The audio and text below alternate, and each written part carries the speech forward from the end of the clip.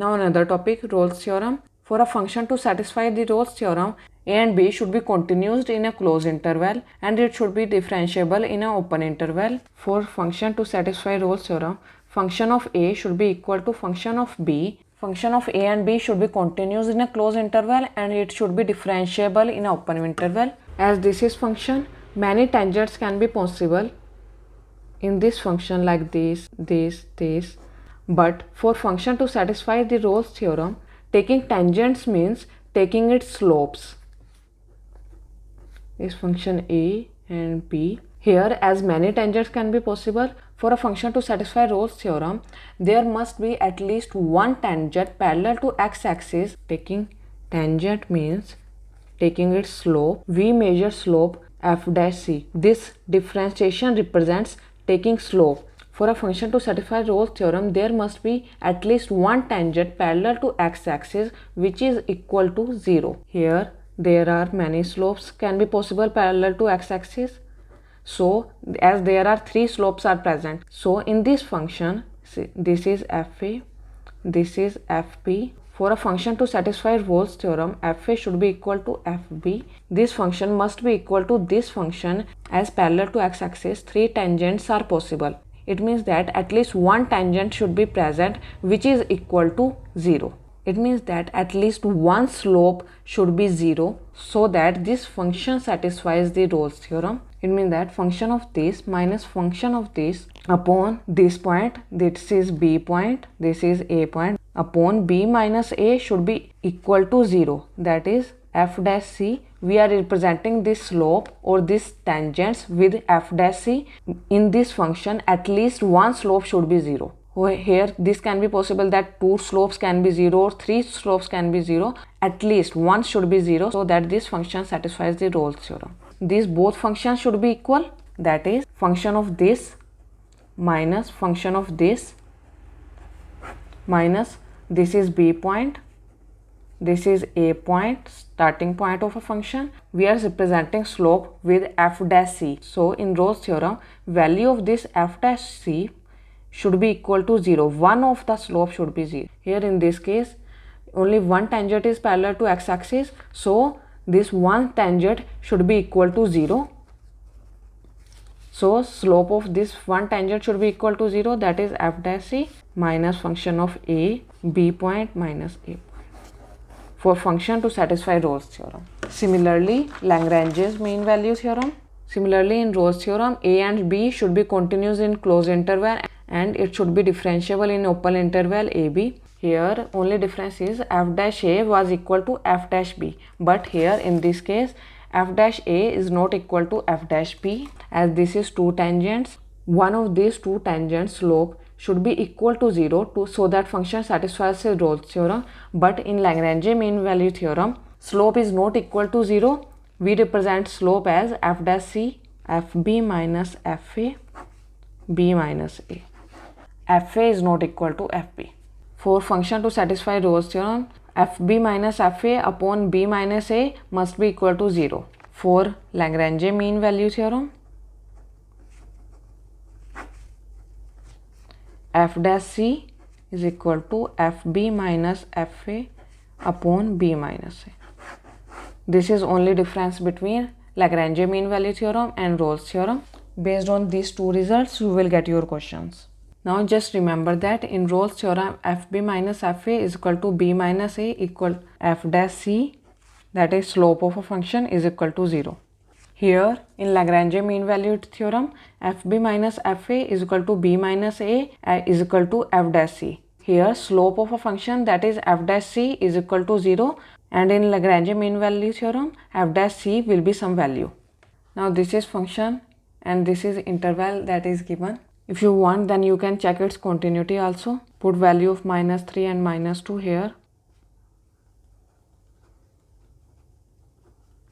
As you can see, this function is continuous. As this function is continuous in closed interval and also differentiable in open interval, therefore we can find its Rolle's theorem because it satisfies two conditions of Rolle's theorem of continuity and differentiability.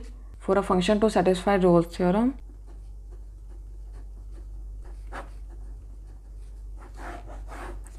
Now find its FB, then find its FA.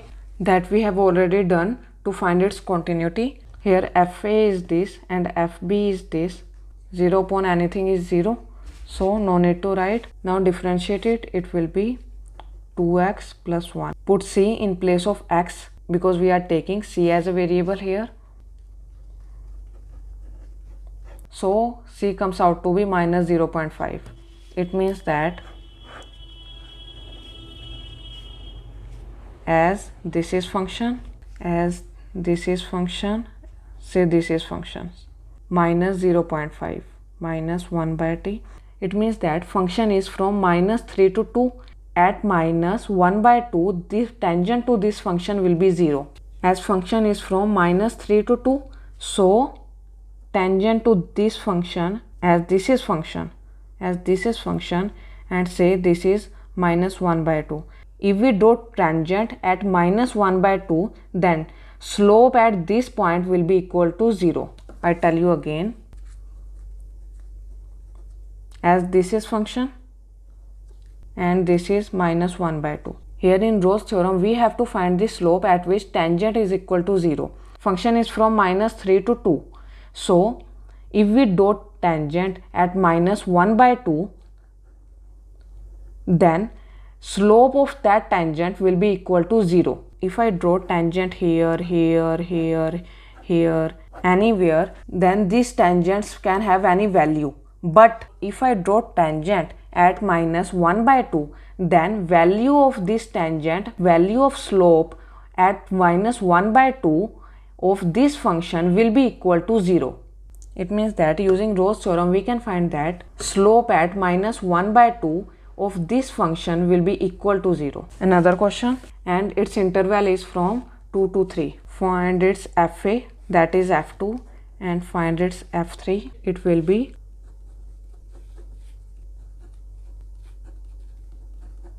0 upon anything is 0, F dash C. For this differentiated, it will be, put C in place of x, it will be 5 by 2, that is 2.5. It means that if slope is from 2 to 3, then at 2.5,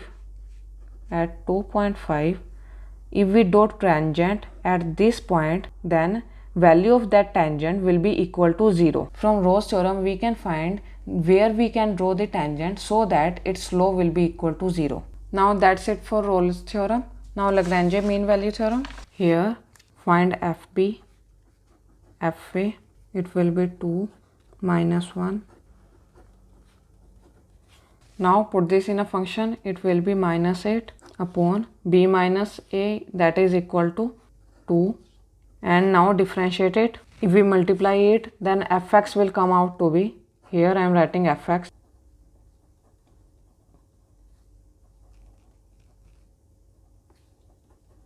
If you open it, fx will come out to be this. Now differentiate it, solve it, and you will get your answer.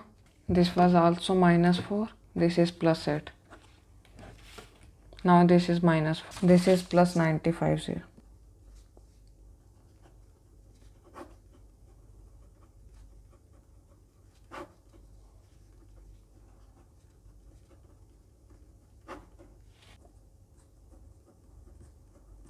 If you solve it, we will get this answer. Now we are getting two answers, that is 8.8 and 4.8. Interval is from 3 to 4.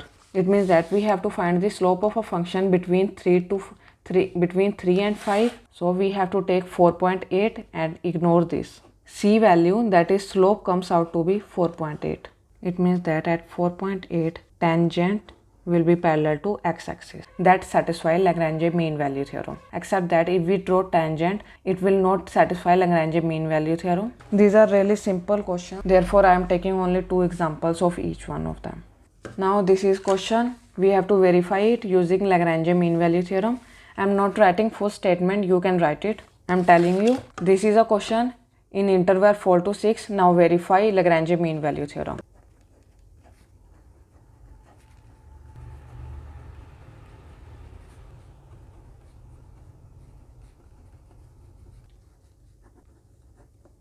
FB is 51 minus FA 27 and b minus a, that is 6 minus 4.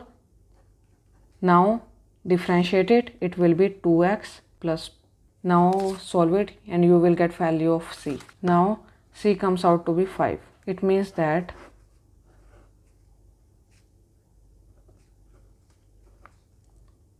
at 5, slope drawn will satisfy Lagrange mean value theorem. Now last question of this topic. This question is based on Rolle's theorem. It is given that function is this on interval this. This is value of c. Find value of a and b if f1 is equal to f3 is equal to 0. As mentioned, this is Rolle's theorem. So we can judge it here that this is Rolle's theorem as f1 is equal to f3, that is fb is equal to fa. Here we have to find value of a and b. We can find it using two ways, as fa is equal to fb, or we can write f1 is equal to f3. Firstly put value of 1 in this function and then put value of 3 in this function. Now put value of 3, it will be, it will come out to be as fa is equal to fb is equal to 0. Now we can equate these functions equal to 0 as this equation and this equation is equal to 0. It means that firstly we equate this equation equal to 0, then we can equate this equation equal to 0. Firstly we equated this function equal to 0 because fa, as mentioned in question, fa is equal to fb is equal to 0. So from here we are getting this result. From here we can find value of a and b. Now b value comes out to be minus 6 and a value comes out to be 11. Now first question based on integration. Question is assuming iota is equal to root minus 1, t is real number. This is function. This is MA 2006 2-mark question.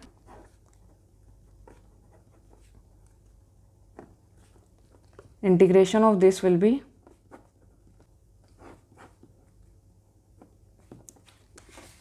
this is exponential it. So this can be expanded as cos t plus iota sin t. This is iota sin t. Put value of pi by 3 here. Take out I and put value. This will be cos pi by 3 plus iota sin pi by 3 minus cos 0. Sin 0 is 0, so we are not writing it. Cos pi by 3 is 1 by 2 plus iota root 3 by 2 minus 1.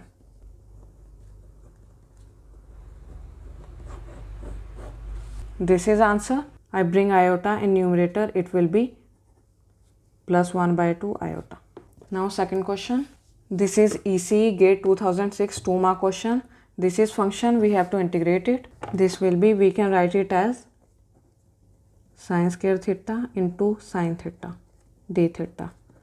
Now we can write it 1 minus cos square theta. In place of sin square theta, I use this identity. To solve it simply, we can write it as cos theta, take cos theta t. So minus sin theta d theta will be equal to dt. It will be 1 minus t square and in place of this it will be dt with minus sign.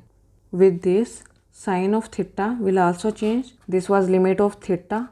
We have taken variable t, so we have to take limits of t. Cos is 0, so t is 1. Cos pi is minus 1, so t is minus 1. So this will be 1 to minus 1, minus sign here, 1 minus t square dt. This was minus 1 minus t square dt, 1 to minus 1. Now I am reversing the limits so that this minus will eliminate it. Now integrate it, it will be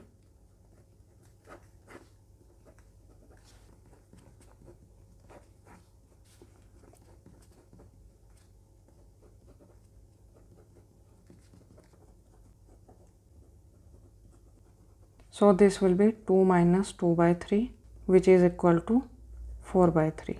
4 by 3 is answer. Now next question is GATE 2011 CS 2 marks question. This is question that we have done previously. Here in this case we will convert it into a exponential term. Here question is cos x plus iota sin x upon cos x minus iota sin x. This is exponential iota x. Due to this minus, it will be exponential minus iota x. Limits, it will be 2 iota x dx.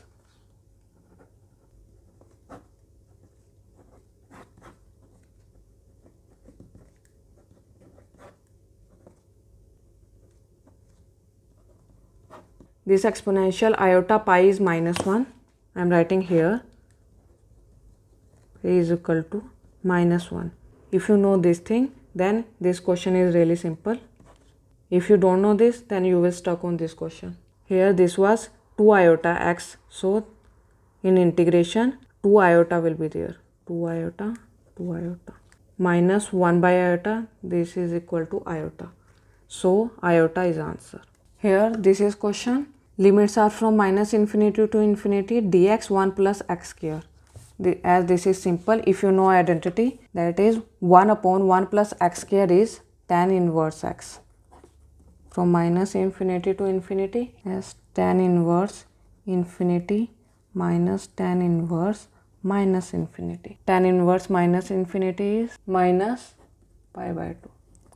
Minus pi by 2, this will be, so pi is answer. These questions are not according to academic point of view. If you are preparing for GATE, then you should know these identities, because in GATE, question completely based on integration can also be part of GATE examination. So write it down, this identity.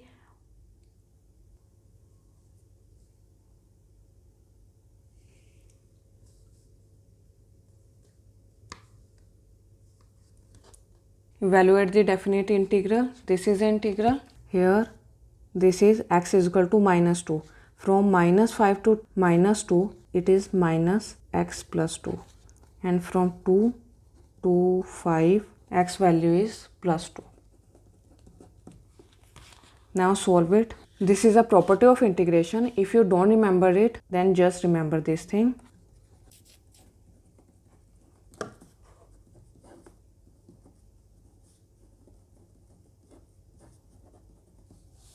Now integrate it.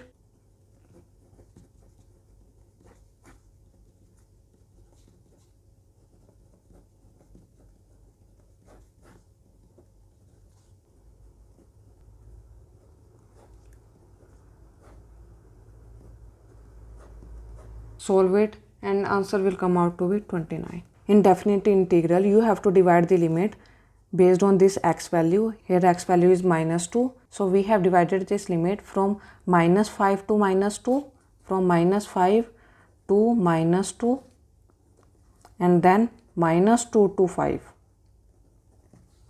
If in place of this 4 will be there, so it would be minus 5 to minus 4, and from minus 4 to 5. Here, because of this modulus, we have to divide the limit. Here x value is from x is equal to minus 2. So we have to divide this limit from minus 5 to minus 2 and from minus 2 to 5. Based on this, solve these questions. These all are part of 12th mathematics, but in GATE, sometimes they give questions based on this integration. This is CE 2011 2-mark question. We have done this type of question in class 12th, but in GATE, they ask this type of question too. It's based on identity 0 to a fx.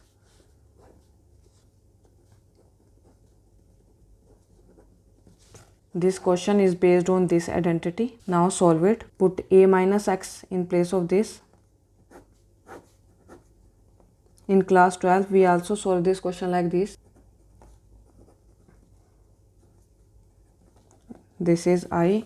Now add these two equations.